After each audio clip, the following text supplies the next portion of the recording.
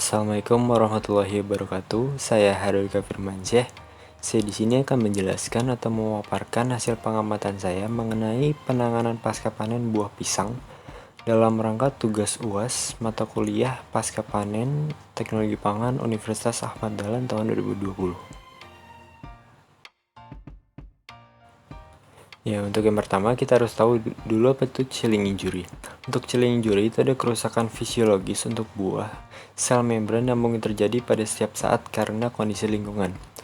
Penyebab utama dari chilling injury ini dianggap sebagai dari kerusakan dari membran sel, yang mungkin termasuk produk etilena, respirasinya meningkat, fotosintesis berkurang, gangguan energi, akumulasi produk senyawa beracun seperti etanol, asetaldehida, dan struktur seluler yang berubah. Chilling injury ini tergantung pada waktu dan suhu. Tanda pertama yang muncul sebagai perubahan warna kecoklatan yang sangat sedikit dari daging buah, kadang disertai dengan inti kecoklatan. Dan chilling injury ini hanya bisa terjadi pada penyimpanan suhu rendah atau suhu dingin. Untuk pelaksanaan pengamatannya, saya di sini menggunakan jenis buah pisang Sunbright. Untuk waktu percobaan, saya memulai pada tanggal 21 Juli hingga 27 Juli tahun 2020. Untuk alat yang saya gunakan itu timbangan digital untuk menimbang berat, lemari es untuk penyimpanan suhu dinginnya, untuk penggaris untuk mengukur panjang dari buah pisang. Berikut dokumentasi pada percobaan di hari pertama.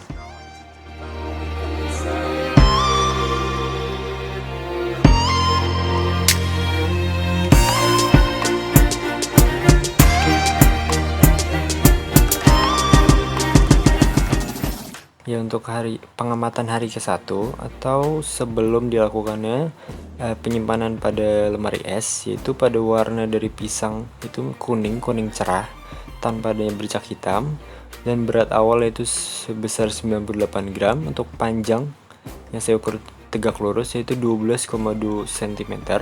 Untuk tekstur normal atau keras. Berikut dokumentasi dari hari kedua hingga hari keempat.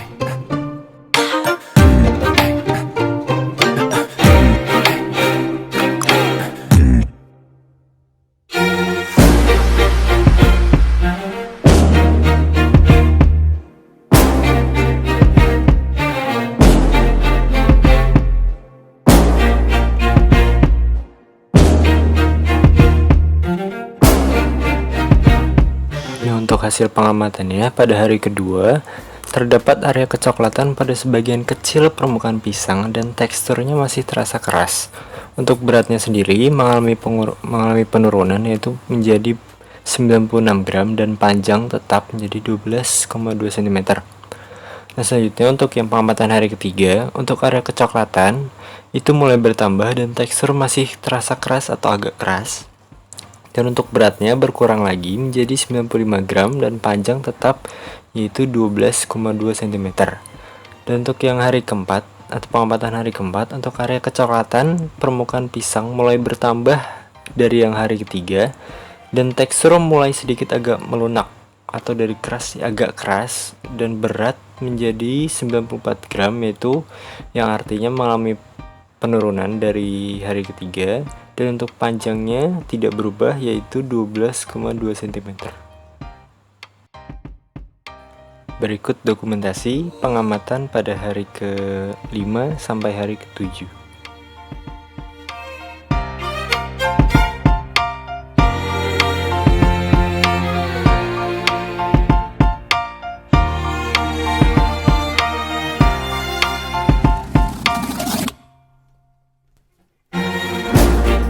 Berikut adalah tabel kesimpulan atau hasil akhir pengamatan yang telah dilakukan. Untuk hari pertama yang kita tahu sendiri, untuk penampakan buah berwarna kuning tanpa bintik hitam dan mulai muncul bintik kuning pada hari kedua dan hingga terus bertambah warna area kecoklatan hingga hari ke-7 sampai hampir seluruh bagian warna kulit sudah berwarna kecoklatan. Untuk di bagian tekstur, untuk hari pertama dimulai hari keras, semakin lambat laun akan menjadi lunak atau alot.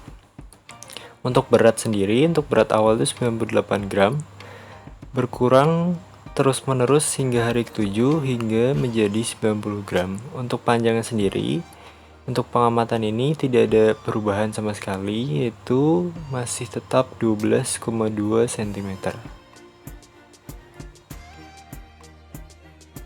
Ya, untuk jurnal rujukan atau jurnal pembanding yang saya lakukan pada pengamatan kali ini yaitu milik Risma Sri Rezeki Saragih tahun 2018 yang berjudul Penerapan Penyimpanan Dingin untuk Pisang Raja Sere.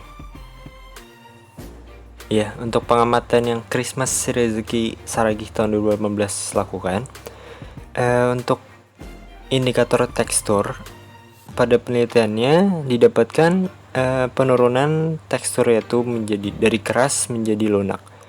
Yang dimana menurut Salvador, pelunakan daging buah pisang dapat terjadi dengan 3 proses, diantaranya adalah konversi pati menjadi gula, pemecahan komponen pektin, dan perpindahan air dari kulit buah ke daging buah selama proses pematangan. Untuk indikator warna, pada penelitiannya cenderung stabil, berbeda dengan penelitian yang saya lakukan, yaitu cenderung menurun atau dari warna cerah hingga menjadi gelap.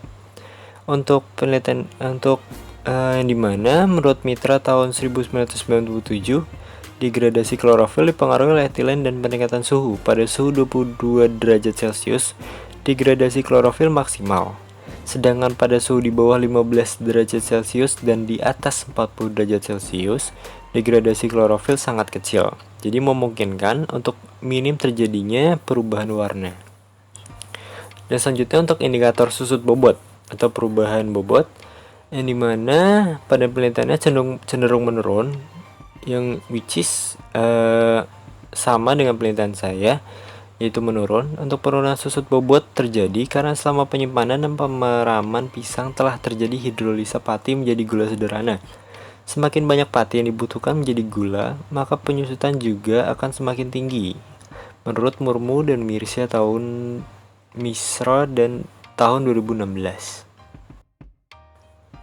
Perbedaan hasil yang didapatkan pada jurnal pembanding dengan penelitian saya mungkin terjadi salah satunya karena faktor alat yang saya gunakan, yaitu kulkas yang saya gunakan untuk lemari freezer atau pintu freezernya sudah tidak ada. Jadi itu mempengaruhi suhu dari suhu chilling yang digunakan.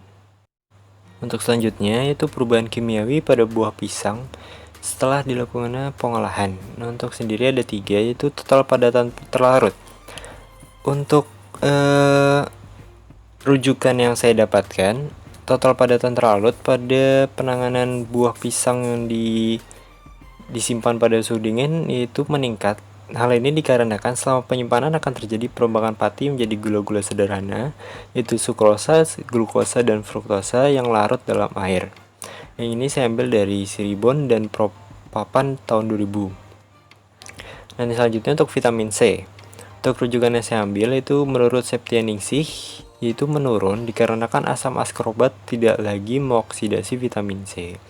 Dan untuk yang terakhir itu total asam. Untuk rujukan yang saya dapatkan menurut von Lonsoseke tahun 1950, yaitu meningkat dikarenakan terjadi biosintesis asam malat. Untuk terakhir, kesimpulan untuk rekomendasi penanganan buah pisang, yaitu penanganan terbaik untuk buah pisang yaitu pendinginan atau penyimpanan pada suhu rendah, bukan dengan pengeringan. Karena pada dasarnya dengan menggunakan suhu dingin ini mampu mencegah kerusakan pasca panen karena penyimpanan ini dapat mengurangi laju respirasi pada komoditi pangan yang baru selesai dipanen. Setelah itu, penyimpanan pada suhu rendah juga dapat mencegah aktivitas mikroba dan terbentuknya tunas pada bahan pangan, yaitu menurut Fikri tahun 2008. Dengan catatan, menurut Fantastico tahun 1990, buah pisang memiliki batas toleransi tertentu. Menurut beberapa informasi, pada wilayah ASEAN mengalami kerusakan akibat suhu dingin atau chilling injury pada suhu 12 hingga 13 derajat Celcius.